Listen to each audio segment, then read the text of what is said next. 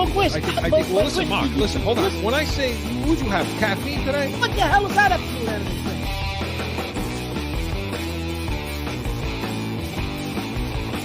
How much coffee did you drink before the show?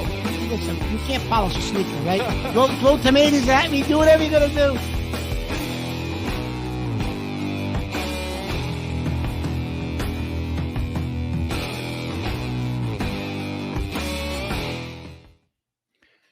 Welcome into Corso and Catone, the real deal New England feel, presented by the Pats Nation, the only Patriots post-game show worth watching, 30 minutes following every Patriots game.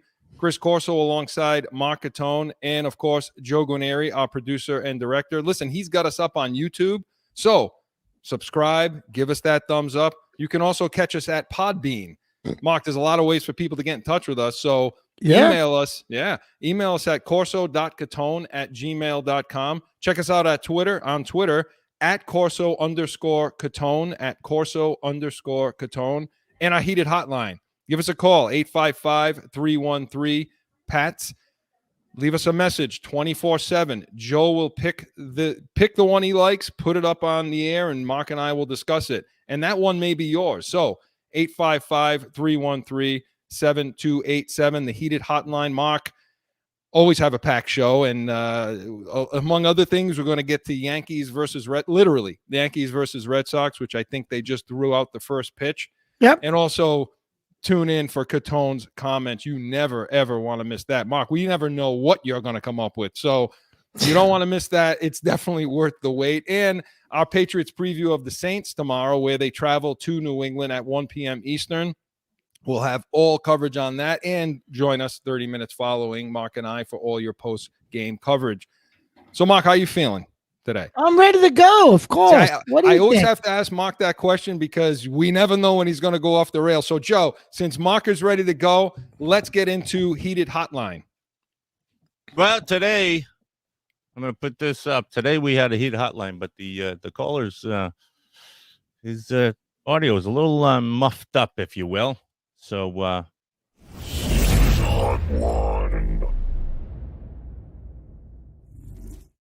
but basically, what do you? I'm just going to jump in right here and tell you that what he was talking about was Brady's dad in the news, talking about Belichick and basically saying that calling out Belichick as if Belichick didn't want Brady there to begin with, and sort of putting that out there in the news. And I don't know. What do you guys think about that? And the caller, it was Steve from Cincinnati, actually, oddly enough, which is weird because I didn't even know we reached that far, which is cool though.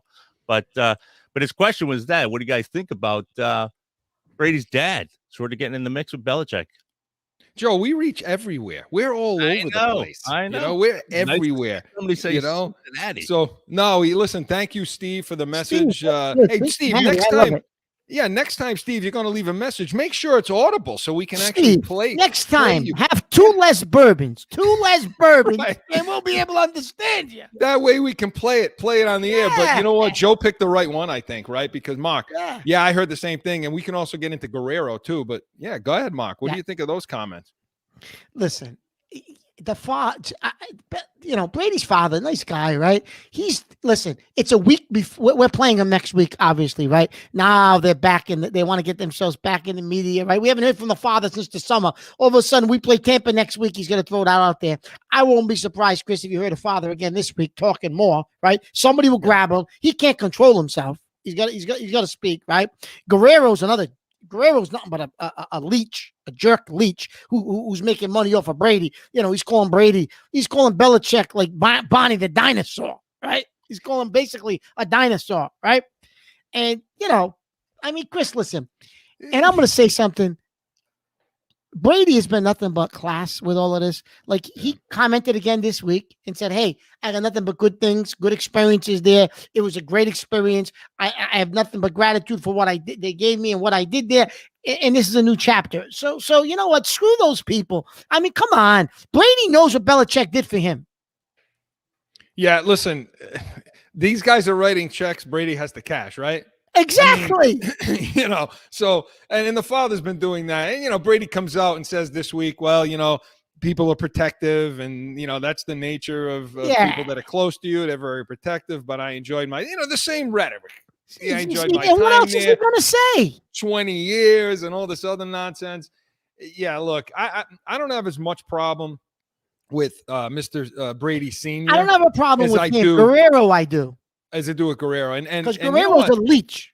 He is a little weasel. Doesn't he look like a little weasel too? Doesn't look like a weasel. He does. He attached himself to Brady, got him to, believe. I think Brady could have figured all this out on his own. I don't think he needed Guerrero for all this, but he's got Guerrero. And you realize the amount of trouble Guerrero's gotten in his career. He's got lawsuits. He's got things that were pulled off the market. Some of these things he created. So his whole claim to fame is Tom Brady.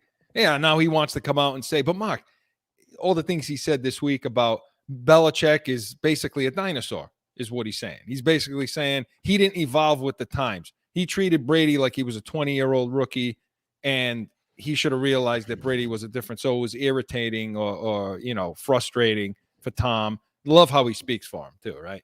I love how he speaks for him. But, he says all that stuff. But Mark, do you think that it's got anything to do with the Wickersham book that's about to come out in about 2 weeks? Probably. There has to be something in that book. I'm sure, because there are writers and people that have gotten this book and have already looked at it, like Michael Holley, guys like that. And what's his name? Phil Perry. So what do you think? There's something in that book that's a little disparaging towards Brady? Yeah, I think so. I think there's some things that are coming out in that. Look what came out during Deflategate. So, with this guy. So I think there are things in this book that are coming out that the Brady camp doesn't like, and they want to get out in front of it. If that's not, right, it has to be, because you're hearing them lately. It's been the last, 4 months or so, you've been really seeing a push out of these guys talking about, Tom and the irritation in the winglet and all that other nonsense. So, listen, I don't know. They can talk about whatever they want, Chris. All I know is last year, the night before the damn Super Bowl, Brady is texting offensive players at midnight before the game. Hey, right. Remember this.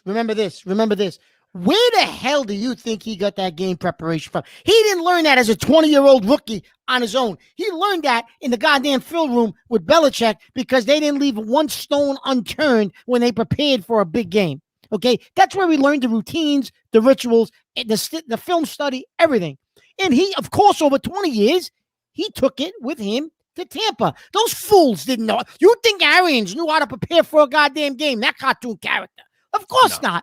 Brady took that there, and he's doing it there, right? So I don't want to hear Guerrero's BS, right? You know what? I'm going to call it out. I don't want to hear his bullshit about, he didn't treat him right. He didn't evolve. He won 6 goddamn Super Bowls. What more do you want? Joe, Mark has arrived on the show. Here he is. He's just got here. Ladies and gentlemen, he is here. Guerrero. Welcome in, Mark.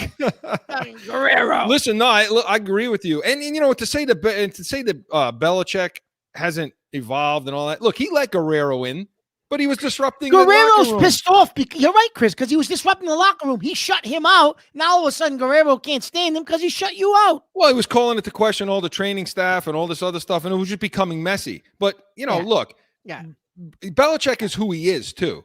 What, are you going to change him? No, that's not the way it is. He didn't do it for Lawrence Taylor. He's not going to do it for Tom Brady. That's just the way this guy's built, and you shouldn't be surprised by it. So, Steve, thank you. We thank you for the call, the sort of call, the message that you left. Joe, thank you for disseminating that for us.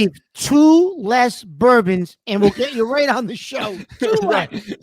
So the Heated Hotline was brought to you by Jag Media Productions. Everything you see here is brought to you by Jag Media Productions. So, Mark, listen. Here we are now. I got to adjust my lighting, Chris. I got this big bright thing in my face. All right. Well, Mark adjusts his lighting, we're going to talk. Is it possible if you could get out there and adjust the sun? There we go. I'm good. Right. Move the sun, Mark. I'm good. But while Mark fixes all his stuff that he's got going on over there, we want to get into Yankees versus Red Sox. Literally, they're playing right now. So, Joe, let's have it. Oh, yeah.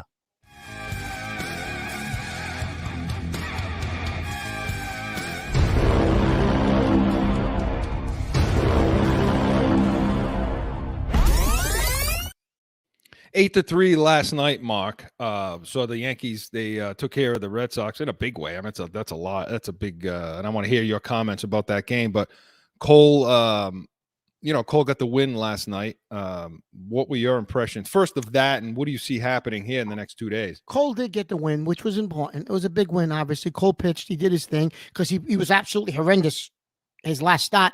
Listen, Yankees came out, Chris, and hit.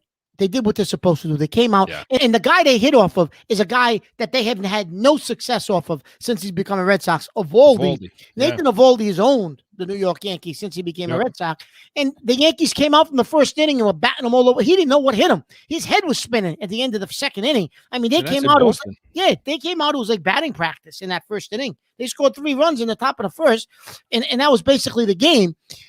Listen, that was a big win. You got to win at least 2 out of these 3 games. Obviously, you want to sweep, but if you win 2 out of 3, you're a game behind the Red Sox going into the final week and a half.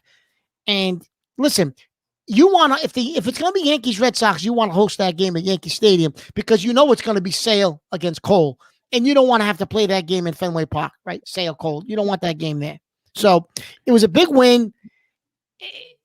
And we'll get into it a little bit more as we go a little further into this conversation, Chris. But the Red Sox are gambling next week with their rotation. They're not going to change their rotation around, and they're going to go Eovaldi, Sale earlier in their last 2 series. The way it plays out, they're pitching them the series. They're going to come up the series before. When they get to the last series of the season, if they need to win a game or 2 to stay in the number 1 spot, they're not going to have their horses on the mound. And Cora was getting some criticism about, do you play around with your rotation a little bit to make sure you get in? Or if Toronto gets hot, maybe you don't even get in. If you're not, you know what I mean? Like maybe you save one of those guys for the last 3 games. But that's Mark, going to work out. Yeah, right now Boston's 1 up on them in like you say in the wild card. And look, Toronto's fading a little bit. What do they have? 8 games left, including the one today? Yeah, but we got 3 at Toronto coming up. I know. So listen, if New York, like you say, if New York takes care of business, if they win both of these series, and listen, I think Seattle's now tied with them. Toronto, if we win 2 out of 3 in Toronto and 2 out of 3 here, we're in good shape. I think the goal and the view needs to be, we got to catch Boston, like you say. They want that game. They want that game in New York, just like you say. They just have that edge. Although we'll see what happens in these next 2 games over here in Boston. But again, the pitching's going to matter, especially in that one game. I mean, it's going to be epic, I think. I mean, Cole versus Sale, Mark. No matter what, it's going to be Cole Sale no matter where you play. Yeah. And that's, I mean, you know what? There's no nonsense about setting up for the next series and doing that. No. It's one game takes all. Let's go. Let's see what happens. And then it's going to be Cole Sale. Yep, absolutely. And I think they're gonna have Bucky Dent throw out the first pitch. There you go. At least it's not, if it's in Boston, maybe Bill Buckner will throw out the first pitch. I don't think that guy's even allowed in the city.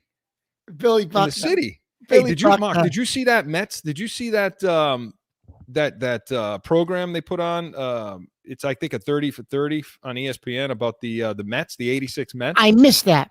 Oh, if you haven't seen that, did that idiot Strawberry say the 86 Mets were better than the Yankee team that won 105 games? Yes. Yeah. Does the cokehead understand they only won that World Series because Buckner blew the ground ball? Well, you know what's funny is a lot of brain cells. Over years. You watch that. If you haven't seen it out there, watch it. Because it covers everything that was going on in their life too. I mean, these guys were that Mets team was off the wall. Off the wall, they were. And Mark, when you talk about talking about that Buckner play, sometimes I look at it and say, well, he had Mookie, running down, and he was quick.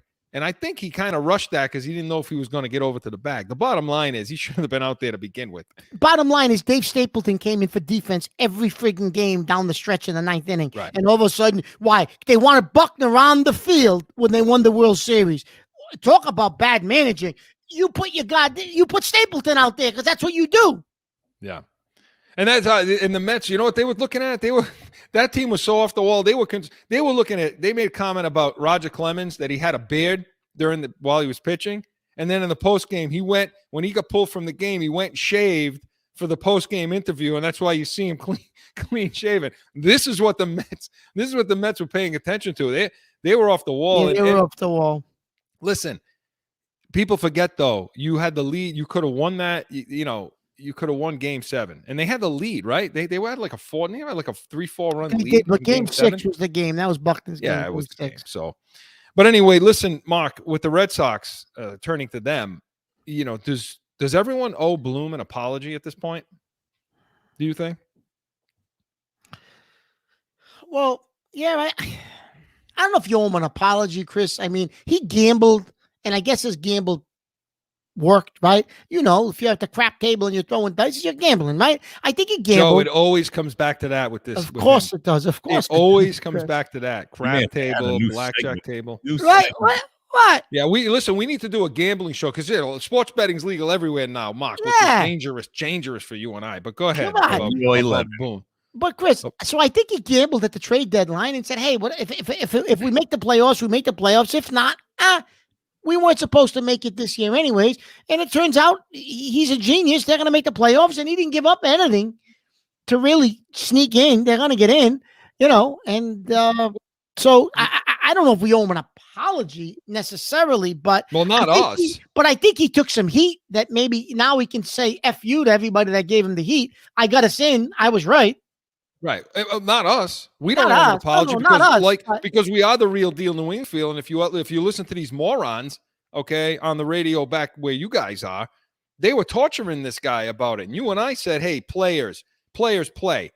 Cut the crap. You played 105 games and you were on top. And now all of a sudden you were pouting like babies because he didn't make a move. They wanted to stick the course. We're staying the course as to what we're going to do in our plan. And that's what they did. Yeah.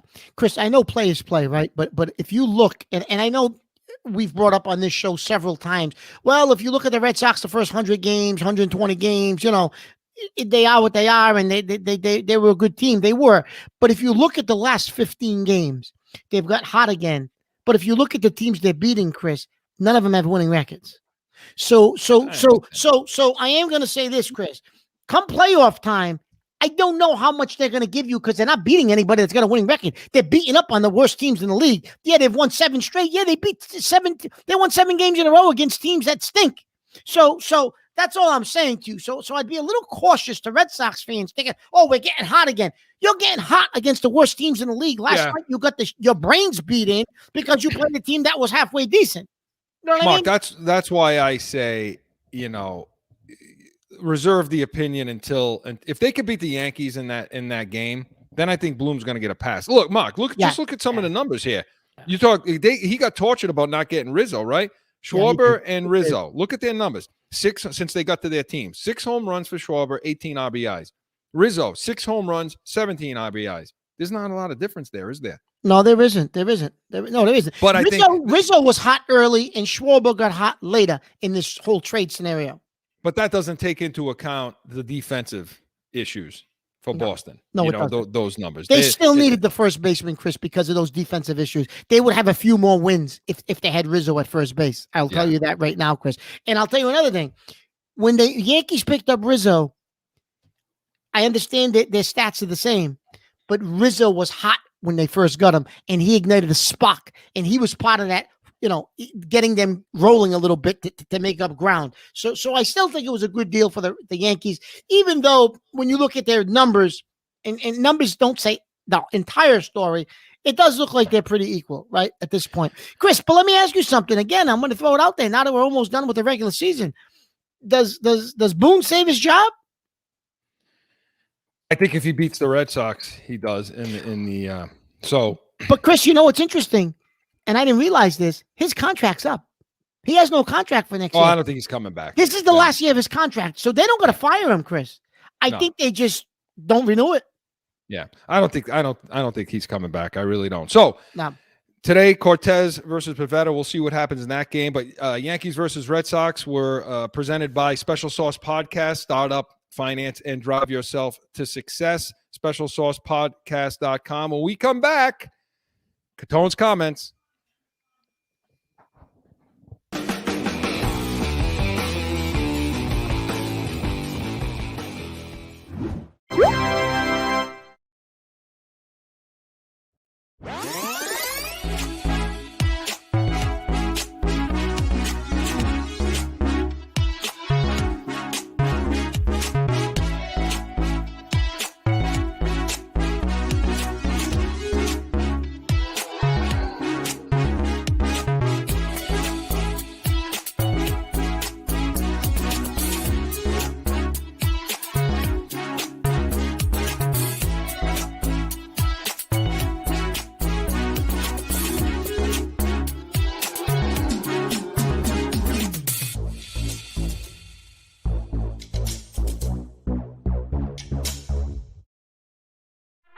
Dun,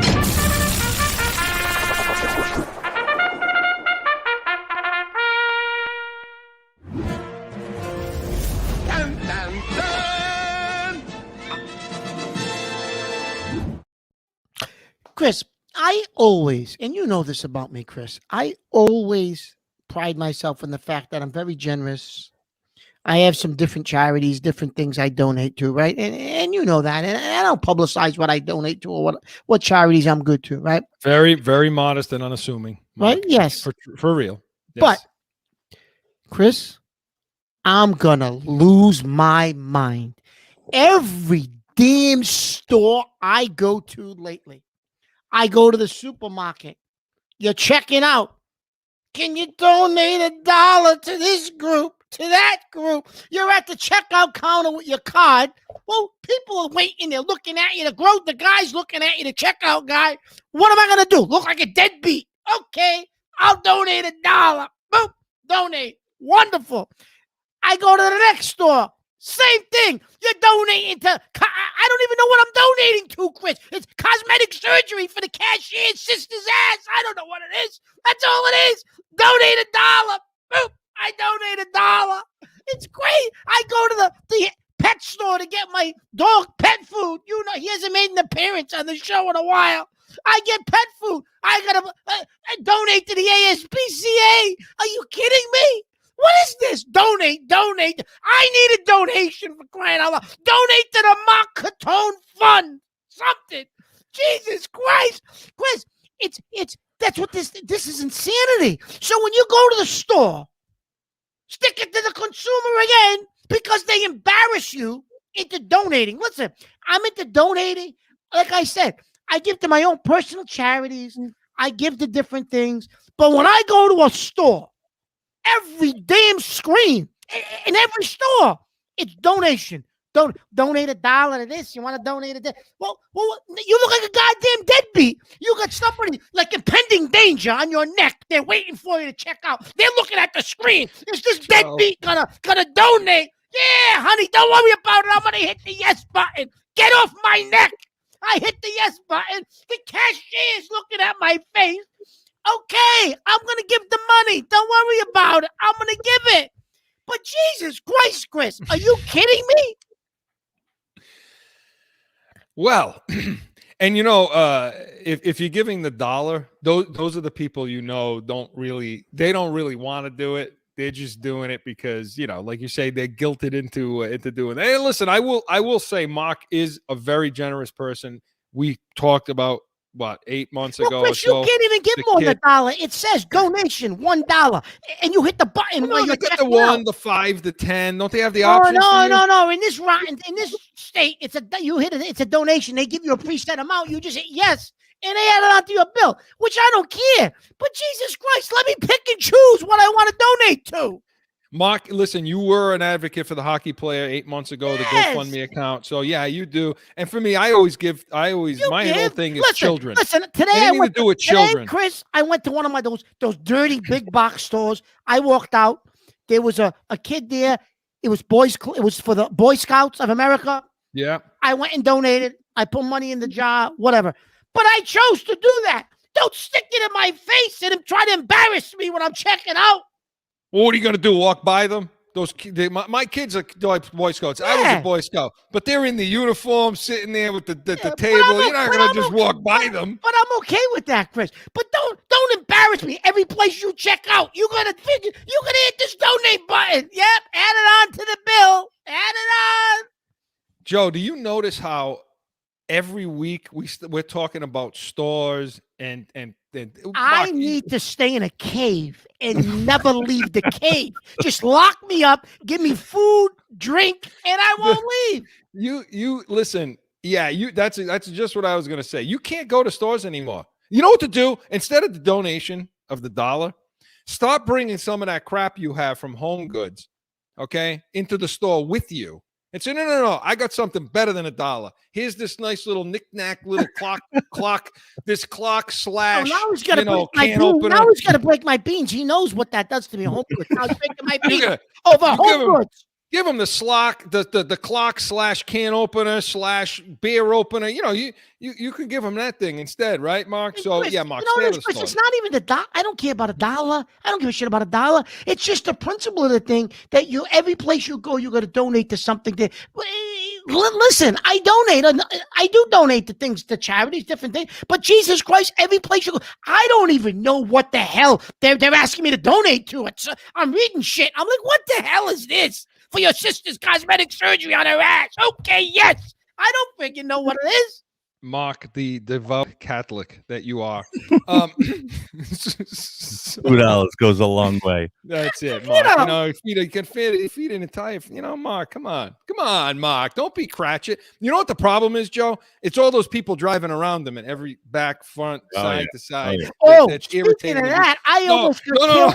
no. Listen, I almost got killed yesterday. A guy's in a police chase. He blows through a red light. He hits a car. He bangs off another car. Whoa. It was like a pinball machine. And then he's coming right at me. I pull over up on a sidewalk to get away from the guy. He drives by me. He stops the car. He gets out of the car. He starts running. There must have been 20 cops chasing him. I don't know. I don't know what the hell was going on. Mark, give him my card. Yeah, I should have gave him your card. But the police were chasing him. I should have yelled out the window, Corso Law Group. The bottom line is, Mark, stay out of the stores from now on. So, as always, entertaining as hell, Mark. Catone's comments brought to you by Corso Law Group. Arizona's hey, you know what? Maybe we need to expand into Rhode Island, too. There you go, Chris. But Arizona's leading criminal law firm, CorsoLawGroup.com, allow us to be your voice. And on that, Joe, I think we have to get the break right now. We must have to get the break. So Mark needs a breather. Hang on. Coming back, Pat's preview of the Saints game tomorrow, right after this. It's that time again for a timeout for a message from one of our sponsors. No one ever thinks they will be in the need of a criminal or traffic lawyer, but things happen. Corso Law Group is Arizona's leading criminal and traffic law firm. Their 20-plus years experience and attention to detail has helped thousands of people all across this great country who found themselves in a situation in Arizona. So whether it's a traffic ticket or if you need reduced DUI or more serious issues, call or go online to CorsoLawGroup.com and talk with these expert attorneys who I know will help you. Corso Law Group.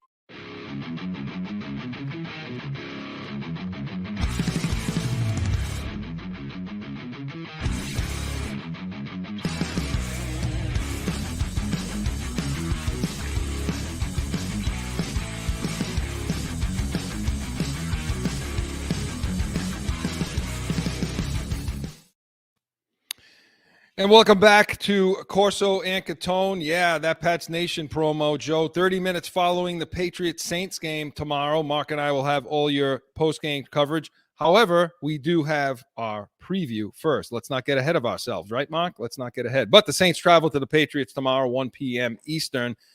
So, Mark, listen, I ask you every week, what is it going to take offensively for the Patriots to beat this team?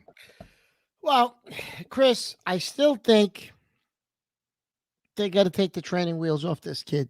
I mean, I've been saying it. I mean, I know they don't have the greatest receiving call, Chris, but Jesus Christ, get J.J. Taylor involved a little bit more. Get the tight ends involved a little bit more. I'm going to be honest with you. I think that the New Orleans Saints, Chris, do have a good front four. Their weakness is their secondary. Okay, they went and picked up the corner from Houston. Rumor is they're still interested in Stephon Gilmore. So the Saints' weakness, Chris, is their secondary. They can stop the run. So I don't think you're going to pound this team and beat them with the running game.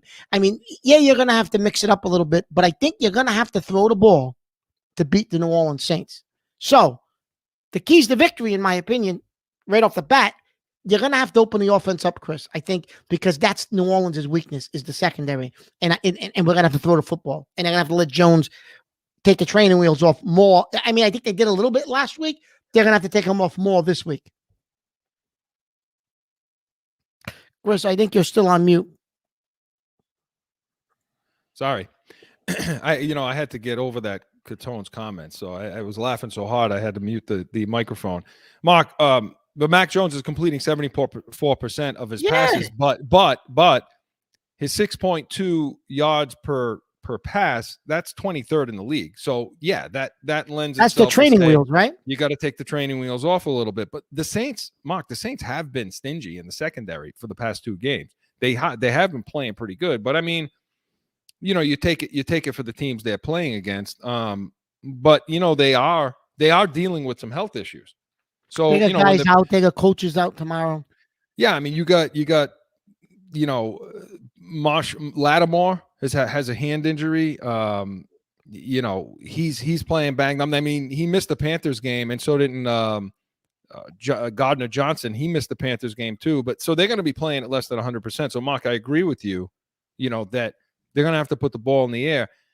Now, some like Marcus Davenport went on injured reserve for that pass rusher the Saints have. Yeah, but their front being seven said, is good, Chris. Their front seven's pretty good. It is, but they are missing a couple of guys. So I mean, Aguilar, Bourne's got to get much better. I mean, my God, get open, do something to get open. And as far as Aguilar goes, he was asked this week about the deep passing game. And said, do you need to take more shots down the field? And his response to that, he's now a Patriot. So his response to that was, hey, look, this is a precision offense. These coaches are really smart. The game plan's really smart. It changes. So, we're very precise in what we do. So it's not just taking shots down the field, Chris, So I have a theory. The training wheels aren't coming off until week 4. Mm-hmm. And they're going to rip the damn training wheels off. And they're going to give Tampa Bay a look that they haven't been able to see on film. And they're going to let this kid loose. And because that's the only way they're going to stay in that game, Chris. But I think it's strategic. The training wheels are strategic because they're going to rip them off game 4. And there's going to be no film to see what this kid can do with the training wheels off. Yeah, I mean, look at James White is their leading pass catcher with 12. And then Jacoby Myers has 10 right now for 82, but 10 for 82 yards, and 12 receptions for in 2 games for White. So yeah, that completely plays into what Mark is saying about the training wheels and not pumping the ball down the field and just taking what you get. I have no problem with taking what they give you. I mean, that's what was going on. Watch some of that 0-1 season the other night, some of those games, and even the Super Bowl, Mark, that year. It was short pass to Brown, short pass to Redmond, short pass to Wiggins. Vinatieri hits the field goal. So all that crap about Bledsoe saying, go out there, F that, go sling it. He wasn't slinging it. He was doing what Mac Jones does. Take what they give you, so on and so forth. So I think they can win with that. But Mark, to me, the biggest thing on offense, well, the second biggest thing, because we'll get to the offensive line.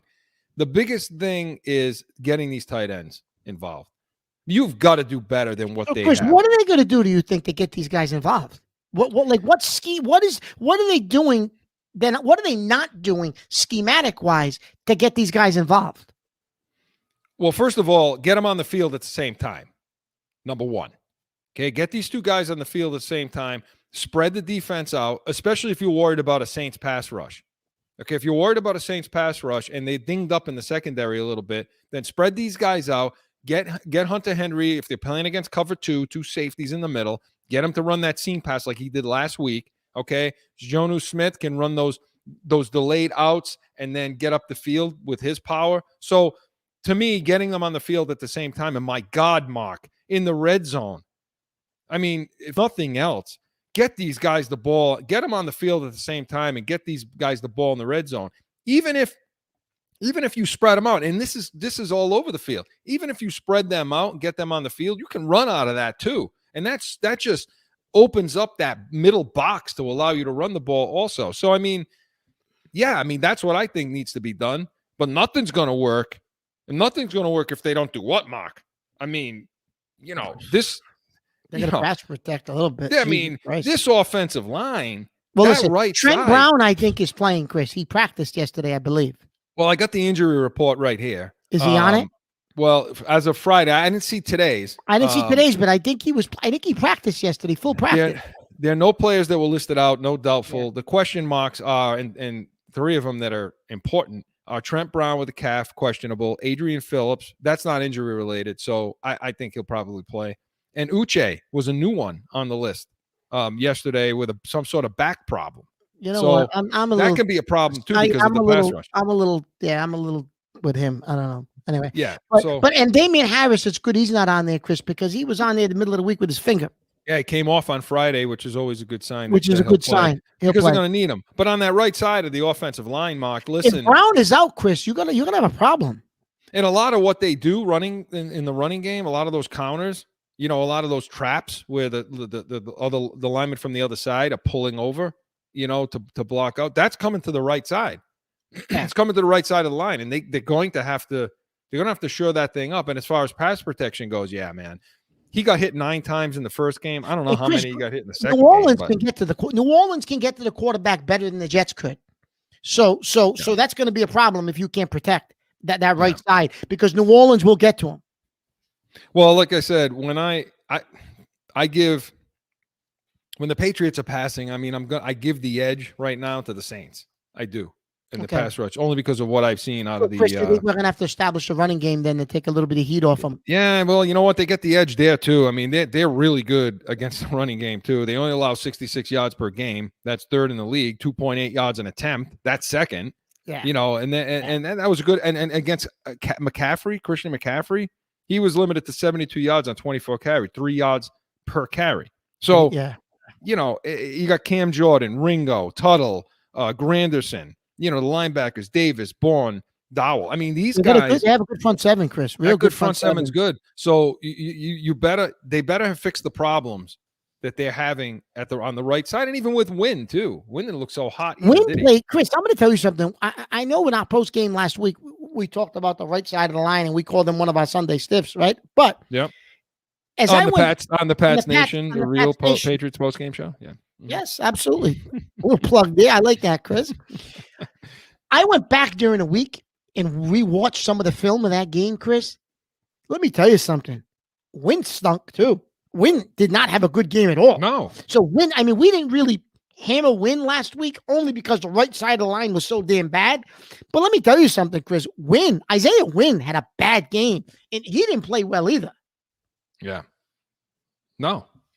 And so, Mark, look, it's going to have to be shored up. These are the two, since 2010, these two teams are the top 2 scoring teams in football. Now, both of these teams. Breeze Brady. Breeze Brady. Both of these teams, you got to put an asterisk next to that because both of these teams are missing Breed, they're missing Brady, and they're basically starting over. So, and I'll tell you, I don't know. I mean, we get to the defensive side here. I'm not sure what Winston's going to give you, what kind of performance he's going to give you. But offensively, Mark, yeah, I'd like to see them take the wheels off him just a little bit more this week. Maybe, they're saving things for next week. I understand that. But you got to get the ball down the field a little. You got to stretch them a little bit because stretching them will allow, especially with the tight ends, Mark, because if you can stretch them out with the tight ends a little bit, spread them out, that's going to have you committing another linebacker into coverage, right? Yeah. Another safety, or if you go a dime where you got 6 defensive backs out there, or nickel where you got 5 defensive backs, that helps in the pass rush. That helps in keeping him clean. If you can get the ball down the field a little bit, right? So absolutely, we'll see what happens. We'll see what happens with that. But yeah, I mean, offensively, they're gonna have to score points tomorrow because both of these defenses are pretty stingy. They really, Chris, really the are. Chances of New Orleans having that bad of an offensive performance 2 weeks in a row,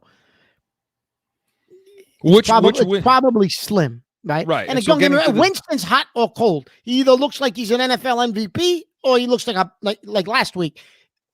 Even if he gives you something in between, you're gonna have to score some points tomorrow, Chris. Well, getting to that side of the ball now, the defensive side, since you mentioned Winston. Which will the real Jameson Winston please stand up? I mean, I don't know who we're going to get. I don't know if we're going to get the 5 interception Jameson Winston or the 4th touchdown or whatever he scored. I mean, look, we talked about the 2 top scoring offenses in 2010. Well, look, the numbers as of week 2, okay, 127 total yards of offense, lowest in the Sean Payton era. 6 first downs, lowest in the Sean Payton era. Winston, career low quarterback rating. Mark, you ready for this? This quarterback rating for Winston? 26.9 in that game. Was 20 wait a minute? Was that less than last week? The Jets quarterback, we were making fun of his quarterback rating. It's I think it was worse. less. It was Well, worse, because right? he threw 5 picks, Yeah. But most importantly, and should get to this right off the bat, Alvin Kamara was 5 yards rushing, the lowest since his rookie season. So, Well, I'm going to tell you something, Chris. If Kamara doesn't have a good game, they can't beat you. no. If they don't get Kamara involved, Chris, even when they had Breeze, Kamara put up huge numbers. Breeze involved him in that offense. If you don't get Kamara rolling, they're going to have a problem tomorrow with us. And don't you think that that's going to be a game where the Saints, when you look at this Patriots team and you look at this Patriots run defense, okay, it's not good. And it should be better because of all the, all the additions that, the Barmore, Gottschall, Davis, and all these guys. But the Jets don't have a great running attack, and they rush for 152 yards, Mark, on 31 carries. Yeah, it was not a good performance on that with that part of the game. Yeah, now with New Orleans not being able to generate much of a running game over the last week anyway, maybe the edge goes to the Patriots in this, but I would like to think that they're going to try. I mean, after what Winston did last week, I think that Payton's going to want to come out and try to run the ball. Yeah, he is. He absolutely is going to try to run the ball. I mean, listen, when you look at Kamara's stats, Chris, and you look at how that equated to 5 interceptions, Payton's got to go take a step back and say, okay, look, we got to take some. We can't depend on Winston to win the game. You're going to have some balance, and so they're going to have to involve Kamara to get that balance, because with 5 interceptions, you're not putting the ball in Winston's hand and saying, hey, throw the ball 40 times to win the game. That's not happening, right? So you're going to have to involve Kamara. So that's going to be a focus point, I think, of New Orleans. And to your point, Chris, you didn't even mention Lawrence Guy. I think Guy has been awful since the summer. Since the summer, absolutely. I don't know what that. Remember, we talked about it in the summer. I said, Chris, I don't know what the hell's going on with him, but he doesn't look like the same guy. And he hasn't looked like the same guy since the regular season started. But he's somebody, Chris, who has to start to pick up his play if we're going to stop the run, because he was a big part of stopping the run the last couple of years for us. Not that we did a great job, but he played better than the rest of the defensive linemen did the last 2 years.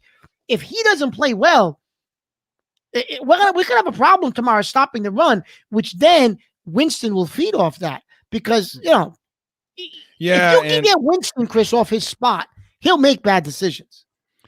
Well, yeah, and don't make sure you take into account Taysom Hill. I mean, that could create problems in the running game as well, in the run defense. So, that's something to look for. And then when the Saints pass, I give the edge to the Patriots, both in the secondary and the pass rush. Oh, you have no Michael Thomas, obviously, right now. No Thomas. Our secondary last week played really, really well.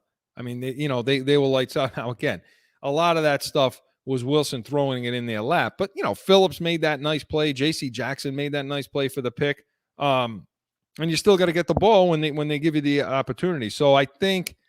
And is the tight end back, Chris, or is he out? I didn't see their injury report. The kid that you loved coming out of the draft, the kid Troutman for New Orleans, he was out for a little bit. I don't know if he's back. He's a force if he's healthy, but I don't know if he's healthy. Well, looking at their it looks like their center is out again, McCoy. There's no players that were doubtful, and there's no questionable players. So I don't know. Now I'm thinking he's playing. I don't know if he got put on IR. I'm not sure if he got put on IR or not. Well, we could check that. We could check that. But the tight end is something I'd be interested to see if he plays, because he could take some pressure off them too. But you're right, Chris. Our secondary should be able to handle their receivers without Michael Thomas. No. Yeah, and a lot of that's going to do with the pass rush too. So let's see the health of Uche, because you and I both like him on the field, and so we'll see if they can get home against against Winston. Chris, we always have your buddy. He'll get pressure. Dietrich Wise. Wise. I'm done with the Dietrich Wise experiment. Get Uche on the field and let's get to the quarterback, because Winston will make mistakes if you do that. Chris, Dietrich Wise is starting to become your guy, like my guy was, the linebacker Roberts.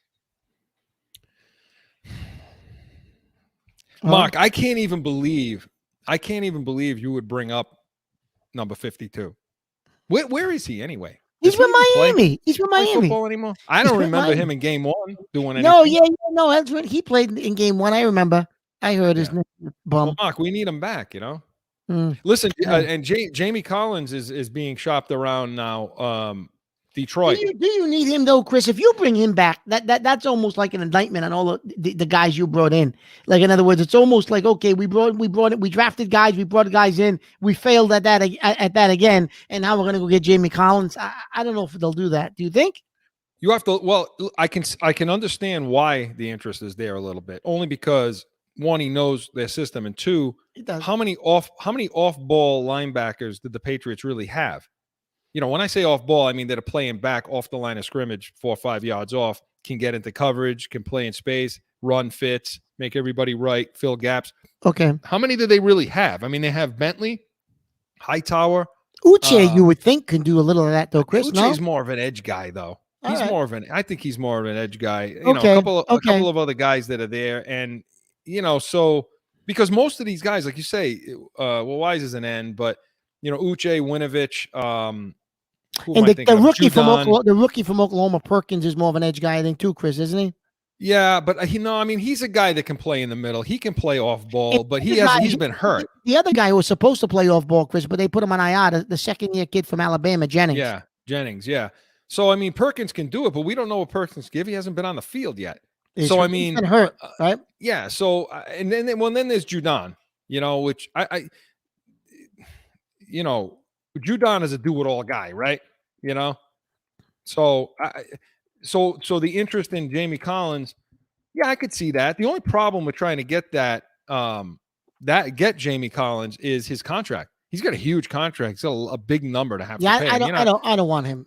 You're not going to want to do that. You're At definitely this not gonna point, wanna Chris, do that. because we're going to have other priorities in the off season, and I don't want his contract on the books. If because you do have other priorities, but right based on the way this team is presently built, you need a number one receiver for the quarterback. If that's going to be, you know, he's obviously your guy. So, you know, anyway, but I don't know. We'll see. But Chris, listen. Bottom line, I think our secondary should be able to handle their receivers tomorrow. I'll be shocked if they can't. Well, so listen, we'll see what the defense is going to do. And Mark, Joe, was that the whistle? Oh, there it is. There it is. That is Mark, the whistle. Mark, that's the whistle for our 2-minute warning, Mark. That's presented by the Pats Nation Patriots post-game show, 30 minutes following every Patriots game. So, Mark, listen, we're at that 2-minute warning now, right, Mark? Yes. Okay. Chris, I'm going to make a prediction for tomorrow. The training wheels are going to come off a little bit. 31-21 Patriots. 31-21 Patriots. That's what I'm going to go with tomorrow. I think they're going to take the training wheels off, and I think Mac Jones is going to hit Aguilar, Chris, deep for one. Down the seam or up the sidelines. He's going to hit Aguilar for one on a deep throw, and he gets loose, and we're going to see them open up the passing game a little bit tomorrow. So that's my prediction when it comes to that. And just one other quick thing, Chris. I'm going to tell you something. I'm so sick of the fact that people are actually putting credence into what this Alex Guerrero says, and they're still sticking mics in his face. They don't understand that he's nothing but a leech. Who the hell wants to hear from Alex Guerrero? Like, who cares about anything he says? Really?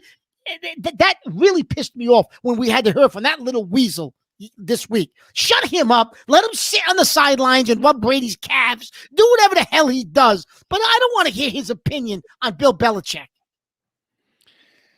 Mark, listen, I can't agree with you more. And some of my wrap up today was going to be part of that as well. But I agree with you. I'm so sick and tired. You know, he's gone now. He's gone. Okay. Brady's gone. He's in Tampa. He's doing really, really well. And I know it's hard for Patriots people to get over that until he's retired. And that's probably just the way it's going to be. But I'm just sick and tired. Yeah, of the shots taken over over the bow at New England. And the problem is there's no fighting back. You know, there's never any fighting back with Belichick. I mean, that you never hear that, whether it's Spygate, Deflategate, this gate, that gate, the other gate. Belichick just doesn't say anything. He doesn't come out and say anything. I mean, he gets criticized for not saying anything, but he doesn't come out and say anything about any other team. He may think it, just like Brady may think, hey, I got screwed over. I was frustrated over there. Belichick's not saying anything like that, right, Mark? I mean, He's sitting there saying, "Hey, No, you the ask coach him. ought to He play just well." he waxes over it, or he doesn't comment on it, and he says, "Oh yeah, we've discussed that already. Tom's time here," and he rolls into another question. He won't address it, which he shouldn't address it. Why are you going to address an idiot like that? Well, that's ridiculous. But I do. I mean, you talked about. I know this is the 2-minute warning, but wrap up. But Mark, you brought this up, and I think it's important. Listen, I do give Brady some crap for this, also, only because you know better. Okay, you know better. You know better that this wasn't all you. You know better what Belichick did for you early on in your career. You know what the Patriot way was and how you bought into it. And it's one of the reasons why. I'm not taking it all away from him, but it's one of the reasons why he's the player he is today, and he understands the preparation. And to allow your people to just keep talking shit like this, and the only thing you come out and say is, well, the people that support you, that's but I enjoyed my time. I liked it. Chris, I'm hoping next week. Shut these people up. Chris, I'm hoping next week after they play each other, no matter what happens next week, it's done. It's over. And people start like his camp just shut your mouth, go about your season. It's over. That's it. He's moved on. We've moved on. And it's the chapter. Hopefully next week closes that chapter, Chris, and seals that door shut, and it's done. But I know it won't, but it's never going to happen until this guy retires. Until he retires and goes away, or he doesn't win, he doesn't make the play, whatever. It's never going away. But Mark, and by the way, Chris, not to interrupt you, next week we'll have a plane story for you at some point because he's flying in. So we'll have a plane story because you can't not have a plane story with him. You had to remind me Joe, of that. right? Joe. Oh, my goodness. Right? You had to remind me that I had to get on a plane and fly like 85 hours back there, Listen, I want to get on the Concorde and go into space first and down. We'll remind you. Knock him out before it goes on a plane. Yeah. Give me something. Listen, we'll remind everybody next week, and we'll remind him tomorrow, Chris, but I do want to give a little plug. We're going to be at that game live. We'll be on Twitter. Make sure you check your Twitter feed next Sunday because we'll be live. He'll be miserable because he was on a plane the day before, but we'll be on. At Corso _Catone is our Twitter handle, right, Joe? Is that what we call it? You got it. Wow. Hey, Joe, you got that right, Joe. Joe, Listen, I'm impressed. I'm getting good at this. I'm getting real good at this. But you know what, Mark? It's the book. It's the Wickersham book that's coming out. I think that's what it is. I think there's going to be stuff. And I can't wait to get it. We're going to have to read that so we can talk to the people about it and see what's coming out. Otherwise, if there's nothing in there, Mark, then Brady's just it's irritating now. Now it's irritating because get over it. Yeah. You left. You're gone. Get over it now. Yeah. You know what I mean?